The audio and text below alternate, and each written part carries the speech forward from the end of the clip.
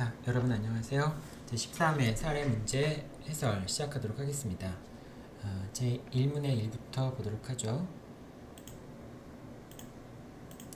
자, 첫 번째 문제의 사실관계는 다음과 같습니다. 갑이 을로부터 2억 원을 빌리면서요. 그러면서 자신이 소유하고 있는 X 부동산의 X 부동산의 가치는 2억입니다. 그 다음에 저당권을 설정해 주었고요. 그 다음에 그 Y 부동산, 이제 Y 부동산은 병의 소유인데 병은 물상 보증인이 되겠죠. 물상 보증인인 Y, 물상 보증인에게 대해서 Y의 가액은 1억입니다. 물상 보증인에 대해서 저당권을 설정해 주었습니다. X 부동산에 대한 저당권과 Y 부동산에 대한 저당권은 공동 저당이 되겠죠. 자, 그런데 갑은 A에 대해서 임대차 보증금 반환 채권을 갖고 있었습니다. 임대차 보증금 반환 채권을 갖고 있는데 역시 또 갑이 이제 그 채무를 부담하고 있던 무에 대해서 이제 독촉을 하니까 갑이 이제 이 임대차 보증금 반환 채권을 무에게 양도를 한 겁니다. 자, 이 임대차 보증금 반환 채권이 갑의 유일한 책임 재산임에도 불구하고 이거를 무한테 양도했다는 걸 알게 된 정은 이제 공사대금 채권을 못 받은 이제 갑의 채권자, 또 다른 채권자가 되겠죠. 그래서 이 갑의 채권자가 임대차 보증금 반환 채권의 양수인인 무를 상대로 해서 이거 양수인은 이제 수익자가 되겠죠. 수익자를 상대로 해서 사행의 취소의소를 제기하는 겁니다. 결과적으로 이제 채권 양도가 사행임을 이유로 해서 채권 양수인인 무를 상대로 해서 이게 수익자니까 이제 채무자가 갑이고요. 이제 무가 수익자니까 이 수익자를 상대로 해서 사행의 취소의소를 제기한 겁니다. 여기에 대해서 이제 무가 항변하는 것은 두 가지가 있었죠. 첫 번째는 이 1억이라고 하는 채권에 대해서 이제 갑한테는 X 부동산이 있고 이 X 부동산이라고 하는 것이 이제 갑의 책임 재산이고 비록 여기에 저당권이 설정돼 있지만은 1억만 이제 을이 1억만 여기서 우선 변제 받아갈 수 있기 때문에 아직 담보 가치가 1억이 남아 있다. 이제 일반 채권자들의 공동 담보로 제공된 부분이 1억이 남아 있기 때문에 갑은 무자력이라고 할 수 없고 따라서 이제 갑이 무한테 임대차 보증금 반환 채권을 양도했다고 해서 그것을 사행에 해당한다고 볼 수 없다라는 주장을 이제 무가 하는 것이죠. 자, 그리고 또 한 가지 주장은 채무 변제에 가름해서 채권을 양도한 것이기 때문에 그것도 역시 사행이 될 수 없다라고 되어 있는데요.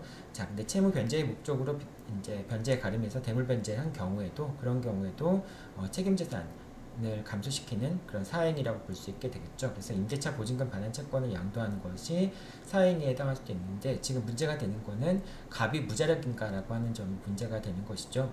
왜냐하면 갑한테는 아직 X 부동산이라는 게 남아있기 때문에 그렇습니다. 그런데 이 X 부동산은 이제 공동담보로 제공돼 있지만은 이제 Y 부동산과 같이 공동담보로 제공돼 있지만은 동시에 경매가 일어나든 또는 X 부동산에 먼저 또는 Y 부동산에 먼저 경매가 되든지 채무자 소유와 물상 보증인 소유의 부동산이 동시에 이제 공동담보로 제공된 경우에는 결과적으로 채무자 소유의 재산으로부터 이제 그 우선 변제 받아가는 결과와 동일한 결과에 이르기 때문에 이 2억이라고 하는 이 피담보 채권액은 일단은 채무자 소유의 재산에서 다 공제가 돼야 되죠. 책임재산 여부를 판단할 때. 그렇기 때문에 2억을 공제해버리면은 이 X라는 부동산 자체는 일반 채권자들의 공동담보로 제공되어 있는 책임재산이라고 할 수 있는 게 아무것도 없죠.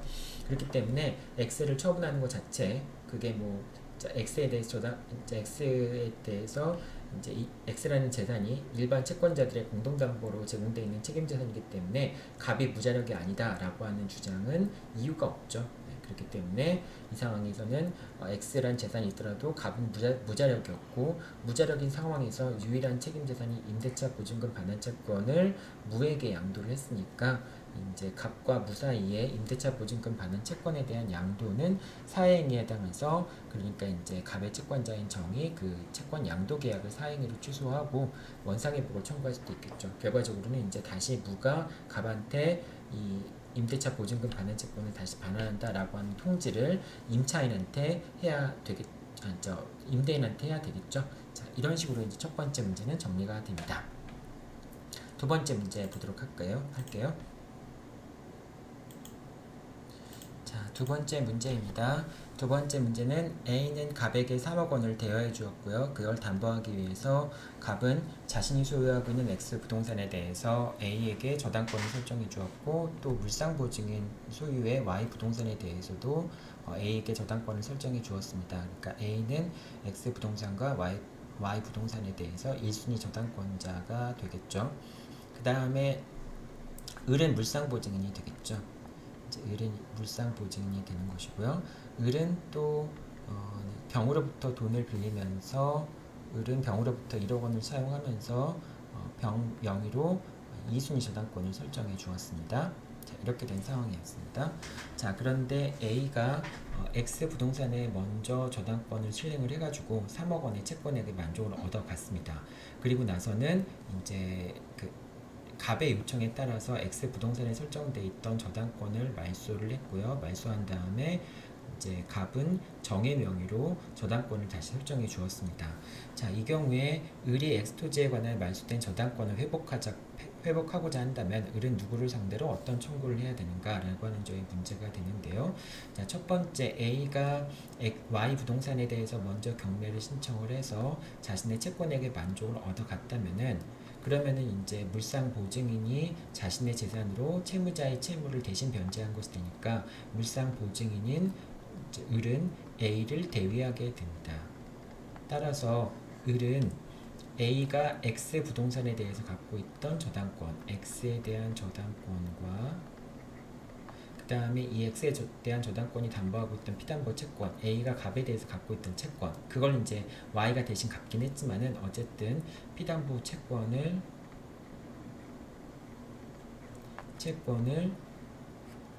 을이 채권자를 대위한다고 했으니까 이거를 당연히 취득하게 됩니다. 변제자 대위에 의해서 이 권리들을 당연히 취득하게 됩니다. 그리고 이 저당권이라고 하는 권리를 취득하는 것은 등기가 없더라도 당연히 취득하게 되겠죠. 그러니까 이제 A가 Y 부동산에 대해서 먼저 경매를 신청해서 일정 부분 채무액을 변제받아 갔을 경우에 그럴 때 이제 X에 대한 저당권자는 더 이상 A가 아니라 을로 변경되는 거라고 볼 수 있겠죠. 자, 그렇기 때문에 이 X 부동산에 설정되어 있던 갑 명의의 저당권은 이미 을한테 넘어간 상황에서 이제 A 명의의 저당권은 이미 을한테 넘어간 상황에서 A가 이제 저당권을 말소해 줬으니까 그 저당권 말소는 불법 말소라고 얘기할 수 있겠죠. 따라서 저당권이 불법적으로 말소됐을 경우에 저당권의 말소 회복 등기는 저당권이 말소될 당시에 소유자를 상대로 해서 제기를 해야 됩니다. 그렇기 때문에 을은 이제 갑을 상대로 해서 X 부동산에 설정되어 있던 저당권의 말소 회복 등기를 청구를 해야 되겠죠. 자, 그런데 이게 만약에 A 명의의 저당권, 이제 A 명의의 저당권의 말소, A 명의 저당권에 대한 말소 회복 등기를 청구해야 되죠. 근데 A 명의의 저당권의 말소 회복 등기가 이루어지게 되면은 결국은 정은 후순위 저당권자가 될 수밖에 없겠죠. 그래서 말소 회복 등기에 대한 이해관계 있는 제3자라고 할 수 있고, 따라서 이제 을은 정을 상대로 해서는 말소 회복 등기에 대해서 그러니까 이해관계 있는 제3자의 동의를 이제 그 동의를 얻어야 됩니다. 그 동의를 해주지 않으면은 소로서 이제 그 말소 회복 등기에 대한 이해관계 있는 제3자의 동의를 청구하는 그런 소를 제기해서 확정 판결을 받은 다음에 등기를 해야 되겠죠. 그래서 이런 식으로 을은 저당권 말소될 당시의 소유자인 갑을 상대로 해서 저당권 말소 회복 등기를 청구를 하고요. 그 다음에 을은 또 정을 상대로 해서 말소 회복 등기에 대한 동의, 이해관계 있는 제3자의 동의를 청구하는 방식으로 그런 식으로 이제 자신의 말소 회복 등기를 마칠 수가 있습니다. 자, 그 정에 대해서 승낙의 의사표시를 구하는 그러한 소를 제기할 수 있는 식으로 해서 할 수 있고요. 그리고 이 경우에 만약에 을이 이제 채권자 대위권 변제자 대위를 할 수 있으니까 말소 회복 등기와 그 다음에 정의 승낙을 구하는 이제 이해관계 있는 정의 승낙을 구하는 말소 회복 등기에 대한 승낙을 구하는 소를 제기했을 경우 소를 제기하는 소를 제기하지 않는 경우에, 그 권리를 행사하지 않는 경우에, 그럼 결국은 이제 만약에 을이 물상 대위를 해서 뭐 저당권과 피담보 채권에 대해서 물상 대위를 변제자 대위를 하게 되면은 병은 거기에 대해서 물상 대위를 할 수 있잖아요. 근데 을이 말소 회복 등기를 하지 않고 그다음 말소 회복 등기를 하고 있지 않는 동안이라고 한다면은 이렇게 이제 저당권 자체가 실행되기 어려운 거니까, 그래서 병은 자신이 물상 대위를 할 수 있는 을에 대한 채권자임을 이유로 해서, 즉 을에 대한 채권을 피보전 채권으로 해서 을이 갑에 대해서 갖고 있는 저당권 말소 회복 등기나 을이 정에 대해서 갖고 있는 말소 회복 등기에 대한 승낙의 의사 표시를 구하는 그런 권리를 대신 병이 행사해 줄 수는 있습니다. 이제 여기서 문제에서는 지금 을이 어떻게 됐냐를 묻는 것이기 때문에 을이 어떻게 됐냐만 기술하면 되지만은, 이제 좀 넓게 보자면은 을이 이렇게 갑과 정을 상대로 해서 말소 회복 등기 또는 그 말소 회복 등기에 대한 승낙의 의사 표시를 구하는 소를 제기하는 것뿐만이 제기할 수도 있는 거고요. 그거를 병이 대위 행사할 수도 있다라고 하는 겁니다. 자, 그렇게 이제 문제가 정리가 됩니다.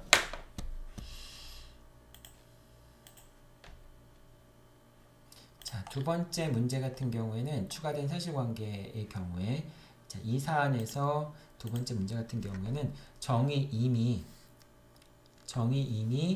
이제 요 정이 자기가 이제 X 부동산에 대해서 저당권을 갖고 있으니까 이 저당권을 실행해 버린 거예요. 경매 절차가 진행이 됐다라고 하는 것이죠. 자, 경매 절차가 진행됐다라고 한다면은 여기 이제 X 부동산에 설정되어 있던 모든 저당권은 다 소멸이 돼야 되겠죠. 그렇기 때문에 비록 말소 회복 등기를 이제 저당권이 불법적으로 말소 등기돼서 말소 회복 등기를 청구할 수 있지만은 그 이제 X 부동산에 대해서 저당권이 실행이 되거나 경매 절차가 진행이 됐을 경우에는 결과적으로 그 설정되어 있던 저당권들은 모두 다 소멸할 수밖에 없기 때문에 더 이상 이제 을은 엑스토지에 대해서 저당권의 말소 회복 등기를 청구할 수 없게 됩니다. 이게 이제 두 번째 관련된 문제입니다. 이 문제는 사실은 이제 변시에서 사례형으로 나온 게 아니라 선택형으로 나와 있는 문제를 약간 좀 변형시킨 거예요. 사실 이런 문제들이 이제 선택형으로 나오면은 짧은 시간 내에 이렇게 풀어야 되니까 좀 복잡하긴 한데요. 어쨌든 사례형으로 선택형으로 나와 있는 문제를 사례형으로 좀 변형시킨 그런 문제들입니다. 자, 그럼 이제 1문의 3 한번 볼까요? 1문의 3입니다. 자, 1문의 3 문제는 이제 가등기 담보에 관한 문제인데요. 이것도 선택형을 약간 좀 변형시킨 문제입니다. 자, 갑이 을로부터 5억 원을 빌리면서요. 6억 원을 빌렸네요. 이제 5억 원을 빌리면서 이제 5억 원을 빌리면서 자신이 갖고 있던 X 부동산에 대해서 소유권을 이전해 주기로 했는데요. 그 X 부동산의 시가는 6억입니다. 자, 6억이니까 대물변제 약정 시점에서 채무 원리금, 이자 경매는 비용 고려하지 않는다고 했으니까 이 자체가 원리금이 되겠네요. 5억이 되겠죠. 그 다음에 시가가 6억이니까 목적물에 대물변제 약정했던 시점에서의 시가가 목적물의 원리금을 초과하게 되니까 607조, 608조가 적용이 되겠죠. 607조와 608조가 적용이 될 겁니다. 자, 그래서 갑과 을 사이의 대물변제 약정은 무효이고요. 그리고 이제 이 경우에 그 을의 명의로 가등기가 설정되어 있기 때문에 이거는 이제 대물변제 약정이 무효일 뿐만 아니라 이거는 가등기 담보법에 따라서 처리가 돼야 되겠죠. 가등기 담보법에 따라서 청산 절차를 거쳐서 을이 갑에게 이제 본등기를 청구할 수 있게 되는 그런 상황이죠. 자, 그런데 2014년 11월 1일 날 갑이 을에게 채무를 변제하지 못하자 을은 그 다음날 적법한 청산 통지를 하고, 자, 2014년 11월 1일 날 채무를 변제하지 못하자 을이 이제 다음날 2014년 11월 2일 날 이제 갑과 을이 만나서 청산금을 지급한 다음에, 청산금이 이거다라고 해서 청산금 지급한 다음에 을이 미리 받아둔 서류를 이용해서 자신의 이름으로 본등기를 해버립니다. 그럼 이 본등기는 유효하냐 무효이냐라고 하는 것인데요. 갑과 을 사이에 미리 청산금을 지급하고 본등기를 하기로 하는 그런 합의가 있었다고 하더라도 그것은 청산기간 2개월을 주지 않은 그런 합의이기 때문에 채무자인 갑에게 불리한 것이 될 수밖에 없겠죠. 그렇기 때문에 갑과 을 사이에 이제 청산 통지를 하고 뭐 미리 청산금을 지급받고 소유권 이전 등기를 하는 합의를 했다 할지라도 그러한 을 명의의 본등기는 당연히 무효가 될 수밖에 없습니다. 그런데 등기 이제 소유권 본등기가 무효이긴 하지만은 일단은 지금 을은 갑한테 청산금을 모두 지급한 상태이고요. 청산 통지를 한 상태가 되겠죠. 그래서 2개월이 경과한다면은 즉 2014년 1월 이제 2일 날이 된다면 12월 2일 날 1월 2일 날이 된다면은 결과적으로 2개월이 경과한 거라고 볼 수 있겠죠. 그래서 2015년 2월 1일 날이 된다면은 이미 을의 명의로 이루어진 본등기는 무효였지만은 그 본등기 자체는 이제 실제관계에 부합하는 등기가 돼버린 겁니다. 따라서 을이 X 부동산에 대한 권리를 확정적으로 취득했기 때문에 다시 갑이 을한테 채무를 변제하고 X 부동산을 다시 찾아올 수는 없겠죠. 그래서 결과적으로는 을 명의의 본등기의 말소를 청구할 수 있는가? 을 명의의 본등기의 말소를 청구할 수 없게 됩니다. 이제 이 사안에서 그렇게 되는 거죠. 자, 다음 문제 한번 보죠. 자, 다음 문제는 이제 그 갑의 채권자가 A가 있었는데요. 이제 갑의 채권자가 A가 있었는데 그 A가 X 부동산에 대해서 경매를 신청한 겁니다. 경매를 신청해서 결과적으로 그게 경매가 실행이 되는 바람에 B가 X 부동산의 소유권을 취득한 것이에요. 경매 절차에서 B가 이제 경락인 매수인 이제 경락인이 되겠죠. B가 X 토지에 대한 이제 경락인의 소유권을 취득한 겁니다. 취득한 날짜가 언제냐면은 2015년 11월 1일 날 B가 X 토지에 대한 소유권을 취득한 겁니다. 그런데 이 2015년 12월 이제 1일 날이 지난 2015년 12월 1일 날 을이 청산 통지를 한 다음에 결국은 청산 절차를 통해서 본등기를 청구할 수 있는가라고 하는 점을 묻는 겁니다. 자, 일단은 그 X 부동산에 대해서 경매가 실시된 이상은 을은 이제 이제 가등기 담보권자로서 경매 절차에 참여해야 되는 거죠. 이 담보 가등기 같은 경우에는 경매 절차가 진행이 되면은 경매 절차에 의해서 소멸되는 담보권에 해당하기 때문에 더 이상 을이 경매 절차가 종료된 다음에는 청산 절차를 거친다 할지라도 본등기를 청구할 수 있는 권리를 상실하게 됩니다. 즉 가등기 담보권을 갖고 있는 상황에서 목적물에 대해서 경매가 진행이 된다면은 그러면 을은 그 경매 절차에 참여해서 배당을 받을 수 있겠죠. 우선 변제를 받을 수 있겠습니다. 근데 그렇지 않고 일단 그 경매에 참여하지 않았다고 한다면은 그러면 을이 갖고 있던 담보 가등기, 이제 가등기 담보권은 소멸한다고 봐야 되겠고요. 그렇기 때문에 더 이상 청산 절차를 진행하고 본등기를 청구할 수 있는 것은 아니게 됩니다. 그게 이제 그 3의 두 번째 문제입니다. 이것도 역시 변시 선택형에서 나와 있는 문제를 사례형으로 좀 변형해서 여러분들한테 제시한 겁니다. 자, 이제 마지막 문제 보도록 하죠. 자, 마지막 문제입니다. 4번 문제인데요. 여기서는 이제 갑이 X토지를 소유하고 있었는데 을이 그 X토지 위에 Y주택을 건축할 목적으로 이제 X토지를 매수를 하게 됩니다.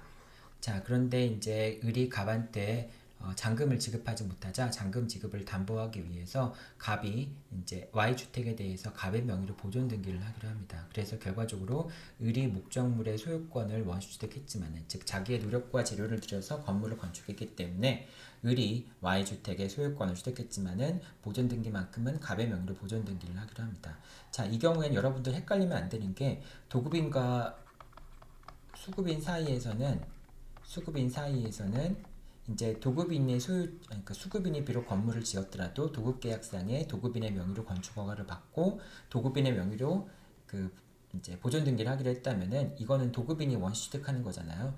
근데 이거는 지금 도급과 수급인의 그 계약 관계에서 얘기를 하는 거고 지금 이 관계에서는 이제 갑이 을한테 이제 잔금 채권을 갖고 있고 그 채권을 담보하기 위한 목적으로 갑의 명의로 보존 등기를 하기로 하는 거니까 갑 명의의 보존 등기는 이제 양도담보를 위한 등기라고 볼 수 있습니다. 그래서 갑과 을 사이에는 양도담보권을 설정하기로 하는 그러한 양도담보를 설정하기로 하는 약정이 있었던 걸로 볼 수 있겠죠.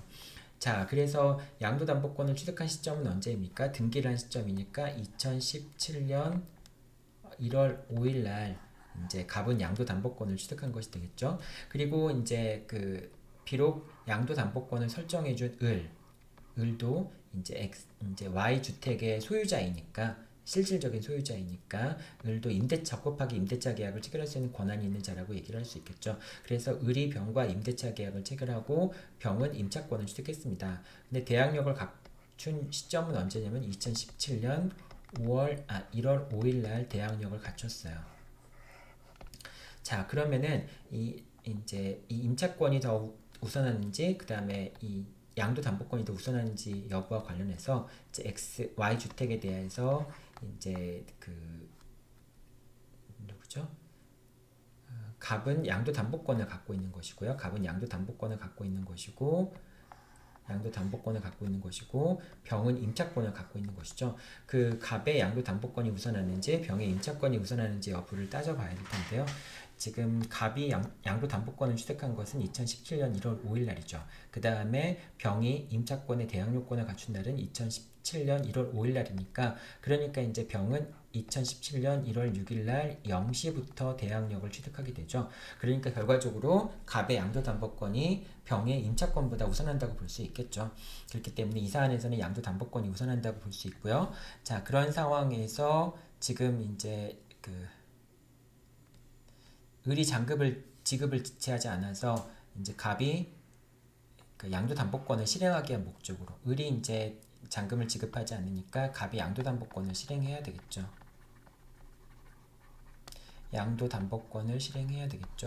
양도담보권을 실행하는 방법은 청산 절차를 거쳐서 확실하게 소유자가 되든지 또는 경매에 넘겨서 이제 경매 절차에서 배당을 받는 방법이 있겠죠. 어쨌든 양도담보권을 실행하기 위한 목적으로 갑은 을에게 Y주택에 대한 인도를 청구할 수도 있고요. 그리고 갑이 직접적으로 Y주택을 점유하고 있지 않은 경우에는 그 Y주택을 점유하고 있는 자를 상대로 해서 그 건물의 반환을 부동산의 반환을 청구할 수 있게 됩니다. 물론 이제 병의 임차권이 갑의 양도담보권보다 더 우선한다면은 당연히 갑은 병에게 Y주택의 인도를 청구할 수 없겠죠. 근데 아까도 봤지만 이 사안에서는 갑의 양도담보권이 병의 주택 임차권보다 더 우선하고 있죠. 그렇기 때문에 갑은 양도담보권의 실행으로서 이제 목적물을 직접 점유하고 있는 병을 상대로 해서 Y주택의 인도를 청구할 수 있게 됩니다. 이제 그렇게 되면 이제 그다음부터 가등기 담보법에 따라서 양도담보권을 실행하는 절차에 들어갈 수 있겠죠. 자, 이게 이제 마지막 1-4번 문제까지의 내용입니다. 자, 가등기 담보 같은 경우에는 사실은 이제 요즘에 많이 이용되지 않는 담보 제도이죠. 변칙 담보 제도, 이제 비전형 담보 제도라고 하는 거는 많이 이용되지 않기 때문에 사실은 사례 문제로 만들기가 되게 좀 부담스러워요. 이제 잘 이용되지 않는 그런 제도를 이제 사례 문제를 만든다는 것 자체가 좀 부담스럽긴 합니다.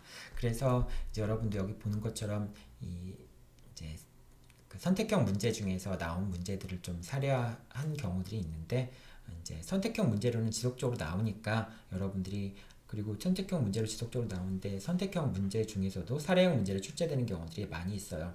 그 얘기는 이제 사례형 문제로도 나올 가능성이 전혀 없는 건 아니라는 걸 의미하는 것이죠. 그러니까 여러분들이 이 내용들 이제 비전형 담보, 가등기 담보라든지 양도 담보에 관한 내용들, 기초적인 내용들은 여러분들 잘 알고 있어야 되겠죠.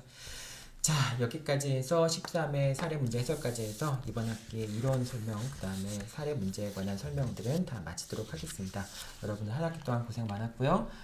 마지막 보강은 이제 준 수업으로 할 테고요. 그건 이제 기말고사 이후에 여러분들 다시 공지하도록 하겠습니다. 네, 수고했습니다.